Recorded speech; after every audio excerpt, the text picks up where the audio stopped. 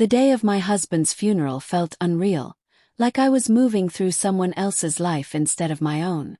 I sat stiffly in the front row, hands clenched in my lap, barely aware of the murmured condolences around me. My mind was foggy, my chest hollowed out by grief. Then, without knowing why, I felt it, that unmistakable sensation of being watched. I glanced toward the back of the chapel, and that's when I saw him. He stood near the wall, separate from everyone else, not speaking, not crying, just staring. His eyes never left me. At first, I told myself I was imagining it, that grief was making me paranoid. But the longer I looked, the more uncomfortable I felt. His gaze wasn't sympathetic. It wasn't respectful. It lingered.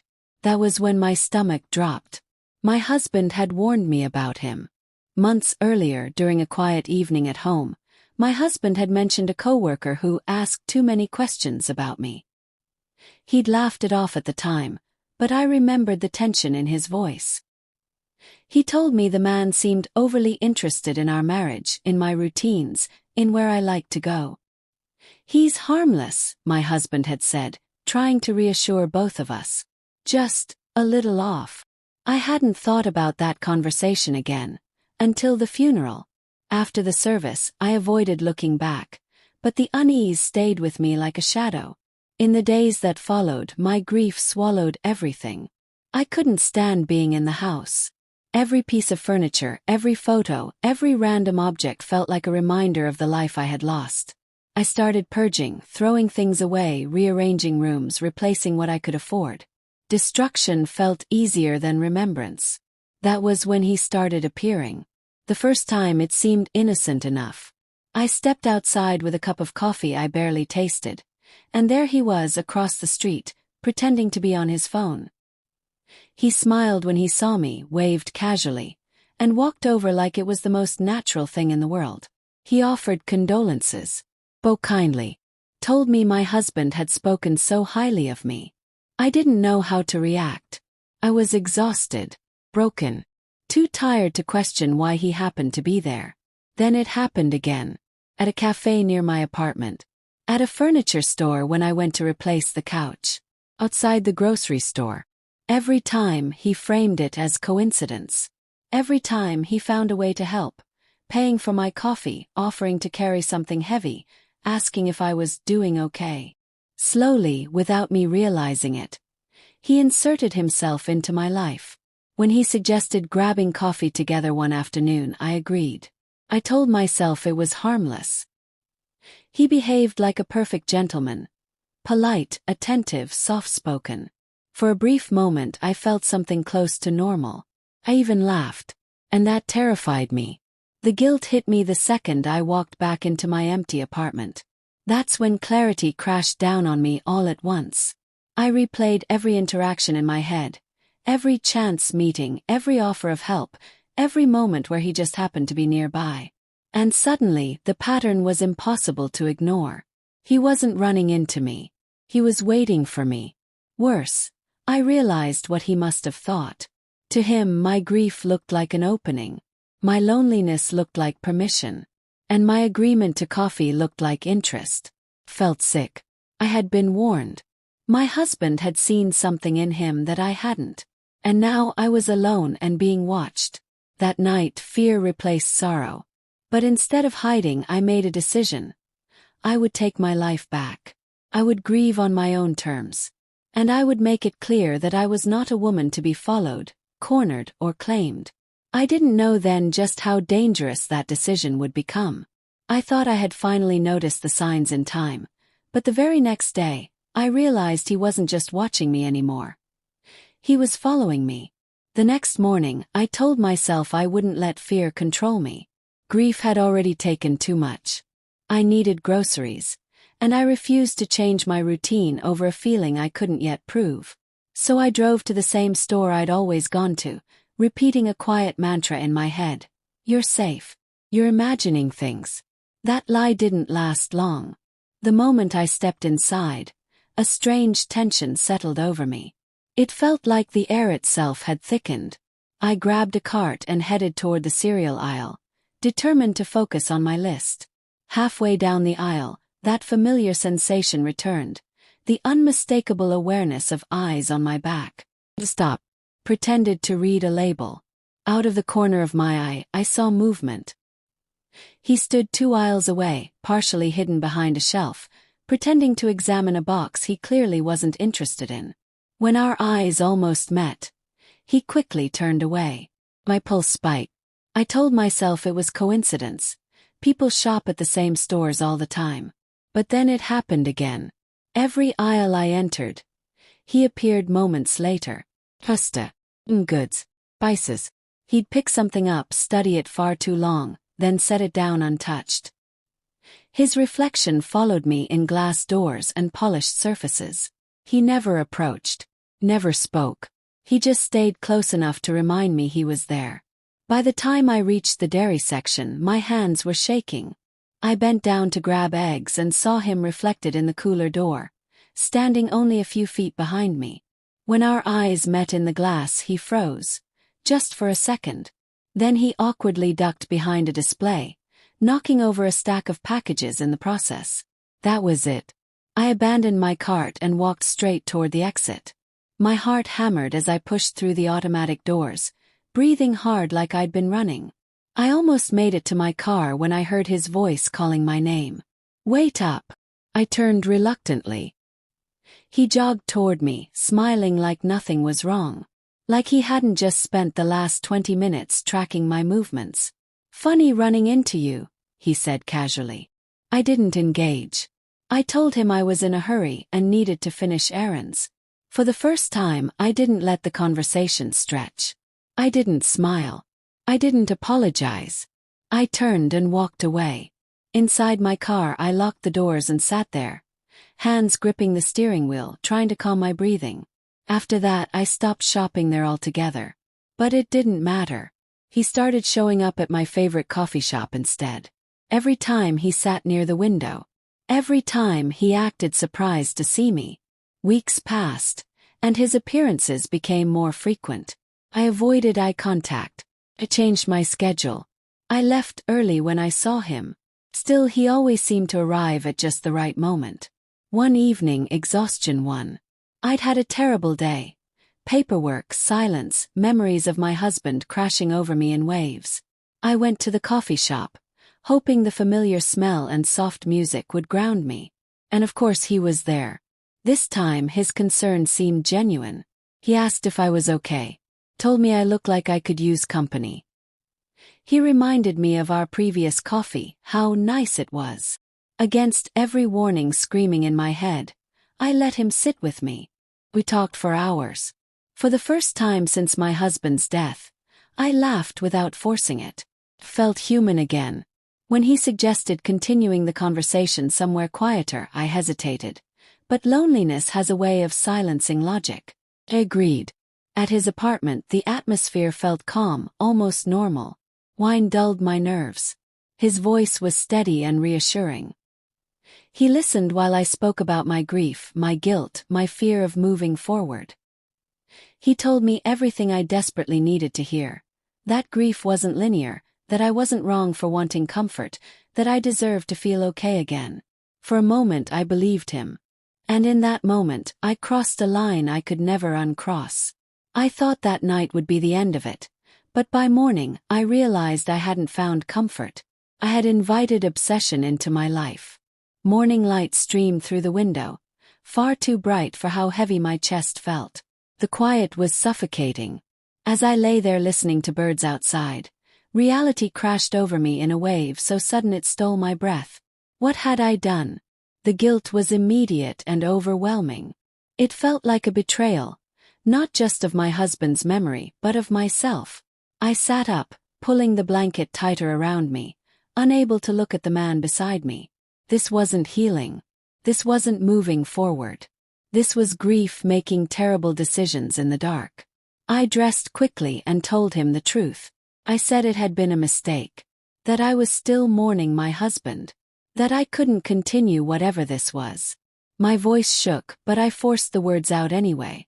For a split second, something in his expression shifted. The warmth vanished. His jaw tightened. His eyes darkened in a way that made my stomach twist. Then, just as quickly, his smile returned, calm, understanding, practiced. He told me he understood. Said there was no pressure. Suggested we take things slow. But he didn't understand. Not really. After that morning he stopped pretending. The messages started almost immediately.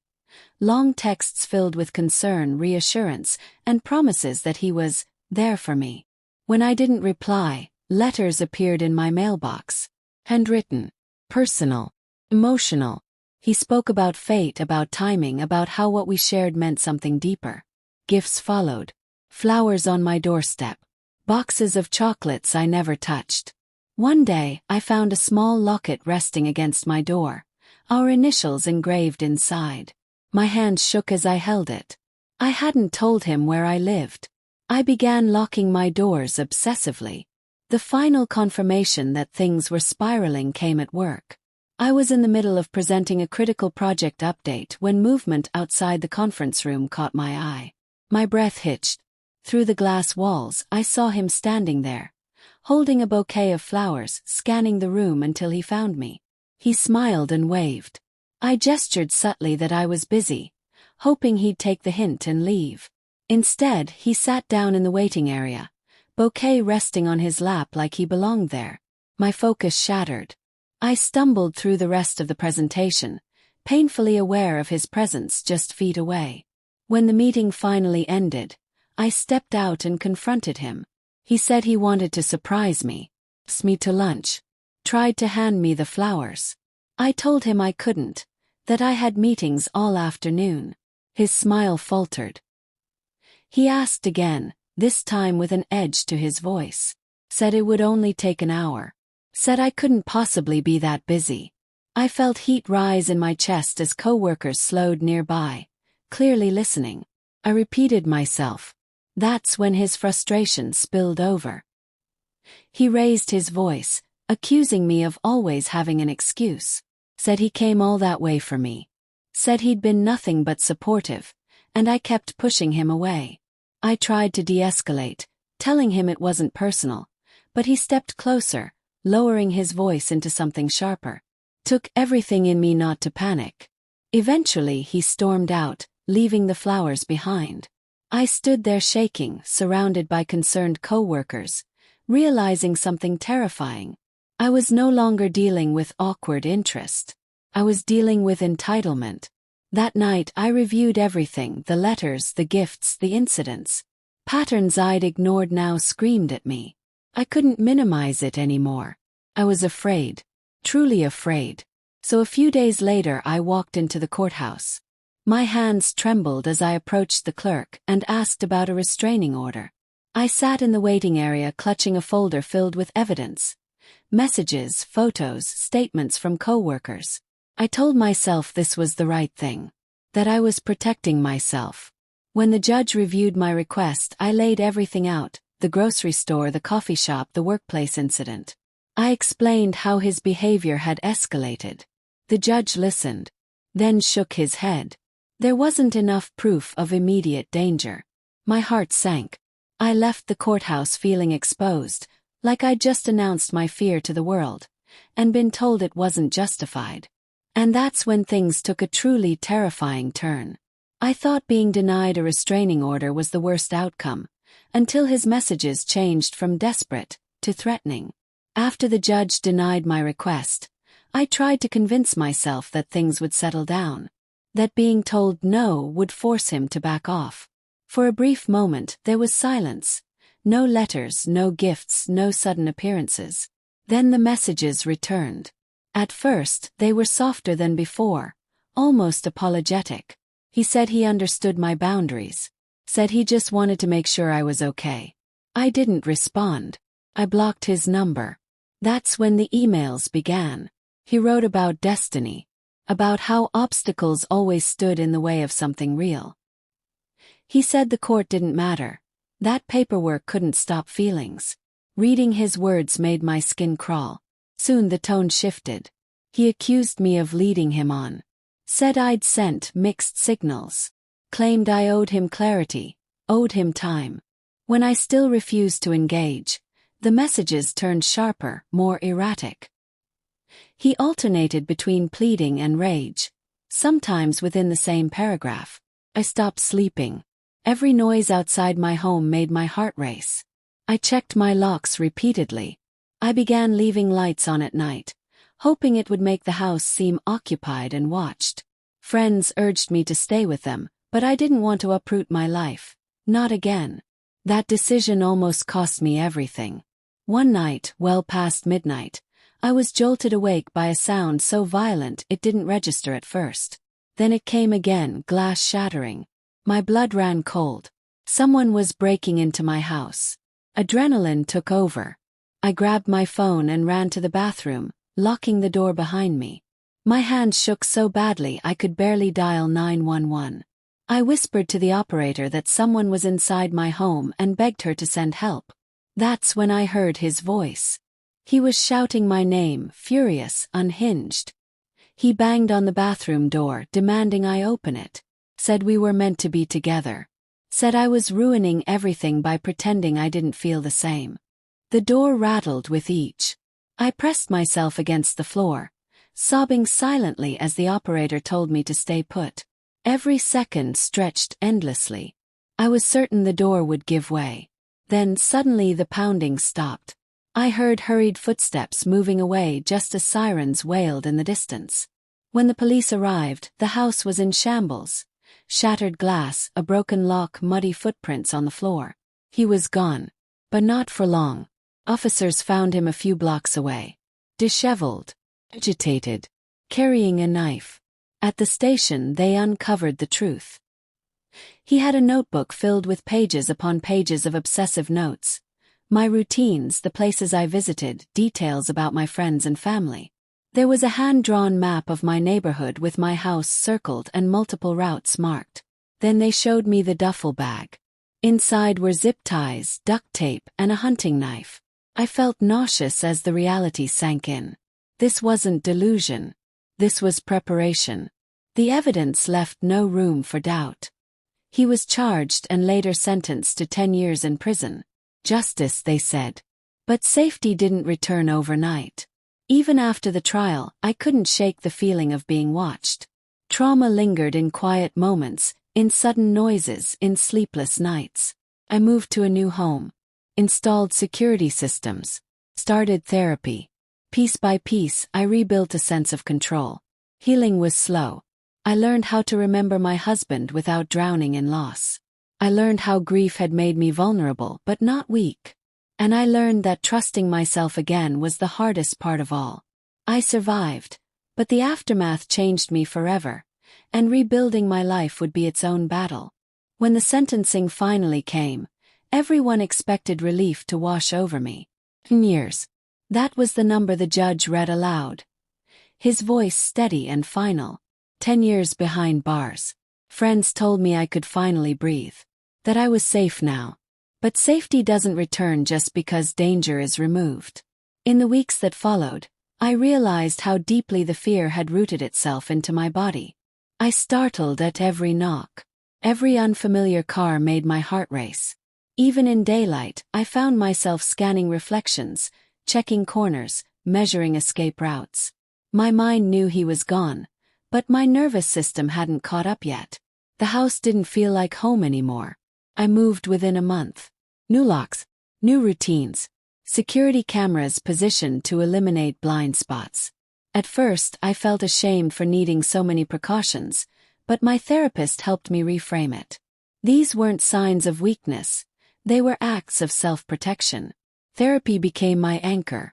Week after week, I unpacked the layers of grief, guilt, and fear. I talked about my husband, about David, without choking on every memory. I talked about the night I said yes to coffee, about how loneliness blurred my judgment, about the shame I carried for something that was never a crime. Slowly, I began to understand something important. Grief had made me vulnerable, not foolish. I learned how predators recognize emotional fractures and slip into them quietly. How kindness can be weaponized. How manipulation often wears the disguise of concern. None of it was my fault, no matter how many times I replayed those early moments in my head. There were nights I still dreamed of the bathroom door shaking. I'd wake up gasping, heart pounding, the phantom sound of his voice echoing in my ears. But over time the dreams softened. They became less frequent, less vivid. I began reclaiming pieces of my life. I returned to the coffee shop, a different one this time, and sat by the window without fear. I rearranged my new home with intention instead of urgency. I started running again, feeling my strength return with each mile. Every small victory felt monumental. The hardest part was learning how to hold David's memory without letting it trap me. For a long time I believed that moving forward meant leaving him behind. Therapy taught me otherwise. I learned that love doesn't disappear when someone dies. It transforms. I could honor what we had without freezing myself in that moment of loss. There were days I felt proud of myself, and days I felt unbearably tired. Healing wasn't linear. Some weeks felt like progress. Others felt like setbacks. But slowly, the constant tension in my shoulders eased. My breath came easier. I laughed without immediately feeling guilty afterward. One afternoon months later, I realized something quietly profound. I wasn't afraid anymore. Not because the world was suddenly safe, but because I trusted myself to respond if it wasn't. That realization changed everything. I began speaking up more, setting boundaries without apology, trusting my instincts instead of second-guessing them. Fear no longer dictated my decisions. Awareness did. Still, one question lingered in my mind, heavy and unresolved. How close had I really come? Sometimes I wondered what would have happened if I hadn't woken up that night. If I hadn't locked the bathroom door. If help hadn't arrived in time.